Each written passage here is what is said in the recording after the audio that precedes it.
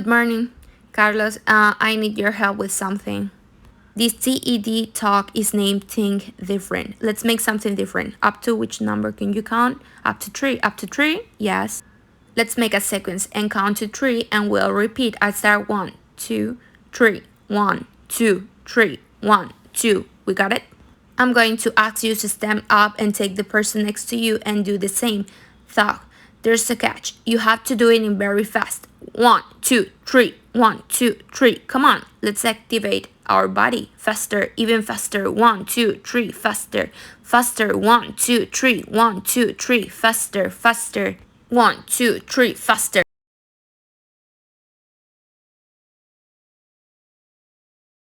Got it? Don't sit. Let's make it a little harder. I'm going to change something, okay? And you have to follow it. Perfect. Now you start. 1, 3. 1, 3. 1, 3. 1, 3. We got it? It is important to do it very fast. Come on. Fast. Faster. Faster. Faster. Perfect. Now stop. Look around you. Look around you. You can sit now. Now, can you tell me what do you see when you look around? What kind of emotions are you seeing? Do you see smiles? Do you see happy people? Do you see how people's emotions have changed in less than 2 minutes? What just happened is that we have put our right hemisphere to work. Let's see, not this one, it's this one below. There we have it. We have set our right hemisphere to work, to seriously work. That happens because our right hemisphere is stimulated with action, what we just did, and the action is emotion. And besides, you've done something you're used to do. You know what that is? Play. Most of our childhood, the predominant hemisphere was the right one. And most of our childhood, we play and we still remember. When we play for a minute and a half, we stimulate the right hemisphere. The right hemisphere, as we all know, is emotional, creative, that give us a holistic view, a general perspective of things. Not like the left hemisphere, which is more rational, logic, the one we used to think, but let's not forget they are both important. They're joined by the callous body. There's a bunch of connections between them. Although we've been always thought to work with the left side of our brain, also study, we realize that the key to success is in the right side. Why? Because it connects us with ourselves and the people around us. Through what? Emotions. The right hemisphere has multiple connections and ramifications with the limbic system. And as you already know, it's being called by autonomasia, the emotional brain. That's why it's so important, the right hemisphere. What does the right hemisphere allow us? To have conscience of our actions. For what? Not to fall in something a lot of people fall in, emotional hijacking. Emotional hijacking is when you suddenly see yourself, an emotion appears in you that is not what you want. That is not what you expect, and that it appears automatically. And then when you discover it, you regret it. I'm going to explain it to you with an example. I have 2 children, Sofia and Mario, 9 and 7 years. About 4 years ago, Sofia was already beginning to know how to ride. And well, Father's Day arrived. At school, they prepare a gift for the parents. This Father's Day was going to be different. Why? Because in addition to bringing the gift, there's a card. The card for the first time was going to be writing in Sofia's own handwriting. That day came, she gives me the gift, I give her a kiss and a hug, she gives me the card, and when she gives me the card, I read what it says. And what it says in the following: for the best daddy in the world. Nice, right? Alan. Although sometimes you get angry. That's where I realized that I also fell for emotional hijackings. My daughter told me that I frequently fell into this emotional hijacking. I can assure you that my children are the 2 people I love the most. What I least want is to get angry with them, have emotions that don't touch them. Where do they come from? We have to understand where they come from. Our brain finished evolving about 160,000 years ago. In the African savannah, when the first Homo sapiens appeared, of course, at the time you struggle every day, you have battle moments every single day. Where are you playing your life? Therefore, react aggressively. With certain emotions, he saved your life. When you went hunting mammoths, or when you run away from the saber-toothed tiger. However, now, many times we confuse certain moments, such as our children being a little rowdier or yelling, that our parent looks at us differently, that our boss tells us. We confuse it with vital moments, and the reaction is automatic, and it is an emotional reaction that kidnaps us. What is the right hemisphere for? To become aware of them and not to allow it. Therefore, where I'm going to show you are 10 ways to stimulate our right hemisphere. I don't know if there are the 10 most valid, the 10 most important. There are 10 that work for me and that I use, that I share with the people I work with, and I share with my clients. And there are the ones I want to show you. The first, think of the problems in pictures. They have acoustic to the left hemisphere. They have acoustic to inductive and deductive think. I get used to people. I work with people so that we get used to working on projective thinking, where we drawing are able to see it from an other side. Let's change the observer of the problems we have. And in addiction, we share it with others. Let's show others of drawings. Where are they projecting are those problems from another side simulation what? Second, take care of yourself. If I tell you that doing sports, being physically active, it is important for your health, you are going to tell me, Jose Miguel, how obvious. Yes, ladies and gentlemen, it's a non-brainer. And you know that every time we do sports or physical activity, we are generating endorphins, which is the brain drug, which the brain produces. We are generating dopamine, which is related to the reward mechanism of the brain. We are generating serotonin, which is the feel-good hormone. And in addition, we are reducing cortisol, which is the stress hormone. Therefore, physical activity is key. Every day, I get up an hour early to play sport, not to get ripped, but to simulate my body, simulate my brain, and therefore simulate my right hemisphere. In this way, I face each day in different way. Connect with the most important thing you have, your inner self, for to advance. Most of the people I work with tell me all the time, I spend all day putting out fires. It's just that day by day eats me up. And I tell them, dedicate yourself to putting out fires if you're a firefighter.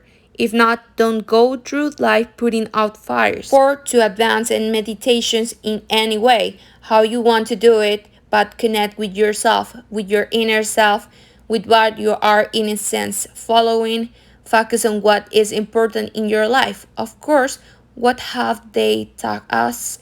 To get good grades, to have good jobs, to greatly simulate our left hemisphere. We have simulated so much that we have missed other parts of our life, other parts that are important, that give us balance. Focus on what is important in your life. When you know who you are, where are you? Where are you going? You have most of the work done.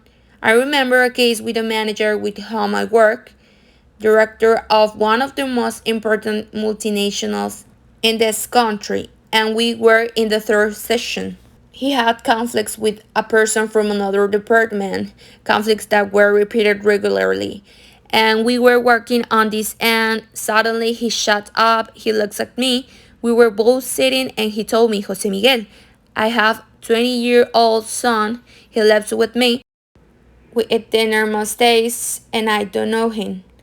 I don't know my son. He told me that he was a successful person in the professional field, but that success had led him to forget about other important parts of his life. Focus on what is important in your life. Next, underwater. One of the places where we come up with the best ideas. Do you know what it is? It is in the shower. And if it's after doing sports, even better, because the endorphins are dancing in the shower. The latest scientific studies that have been carried out on this subject confirm that the main reason why the best ideas come to us in the shower is because it is one of the few places where we cannot take our mobile phones. That's one of the big reasons. Let's stop being so connected to the technology and let's start connecting more with ourselves, with our friends, with our families. Less WhatsApp and more talking. Underwater, you also learn to create creativity. You have to be a genius. You have to know creativity has to do with habits, with generating habits, with doing different things every day. Try different things to generate a new habit, a simple habit. It will take me between 20 and 30 days to do it every day. A more complex habit, an average of 60 days, a difficult habit, a lifestyle change can take up to 100 days. Let me show you. Can you please cross your arms? I'm going to ask you to cross your arms backwards. That is, if the right arm is up, we are going to put it upside down above the left. I start to hear a little noise. I'm going to ask you two questions. The first one, which of the two is more comfortable? The usual, right? Which of the two do I notice more? Do I have more awareness about it? The usual one or the second one? Second, in most cases, do you know what it is? Because it's a new habit, and then our brain it defines it. It defines a new habit and says, "This is something I don't know about." Therefore, I become aware. That is the first step to change.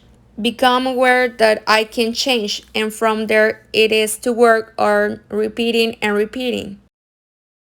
Forget the precedents. The past was useful. The future, it will be excellent. It depends on each one of you. So it doesn't matter what we have experienced, what we have been through.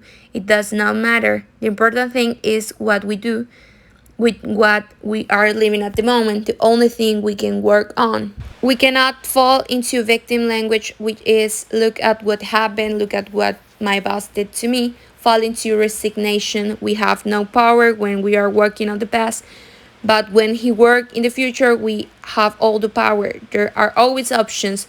For me, this is fundamental. There are always options. If you want, all you have to guess is how, but we always have options.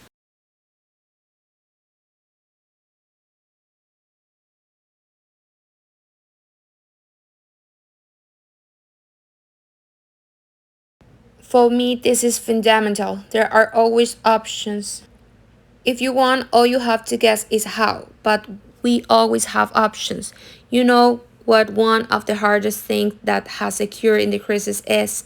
It has been that there have been many people who have lost their jobs. We have had millions of unemployed because of the crisis. Layoff is one of the things that hurts the human being the most. In other words, in some way, they are telling you, no, we don't want you. I would like to ask you a question. How many of you have been fired once? Can you raise your hand? One time. I see that there are quite a few. How many of you have been fired twice? Little. How many of you have been fired three times? Here, I usually stay alone. I have been fired three times. Fire is when someone tells you don't come back tomorrow. It is not that you leave voluntarily. The first time I would have been 22 or 23-year old. It was a job I did at the same time that I was studying my last year of college. And I didn't care much. On the contrary, with the small compensation that they gave me and with some savings that I had. What I did was go to the UK, where I ended up living for almost 4 years. The second time I was fired at 31 years old. I was the HR director of an internet company. Within a year, I had been fired. It took me a year and a half to recover to have a job. A year and a half. I was in more than 15 different selection processes. In most of them, I made it to the final. It was not a subject of curriculum. Do you know what it was? What it really was is when I was sitting in the interview with the other person, combined something that the other person said, it just doesn't fit me. The emotions she had were resignation, impotence, she felt injustice, and that the other perceived. Therefore, I did not see options. I was last laid off to 9 years ago.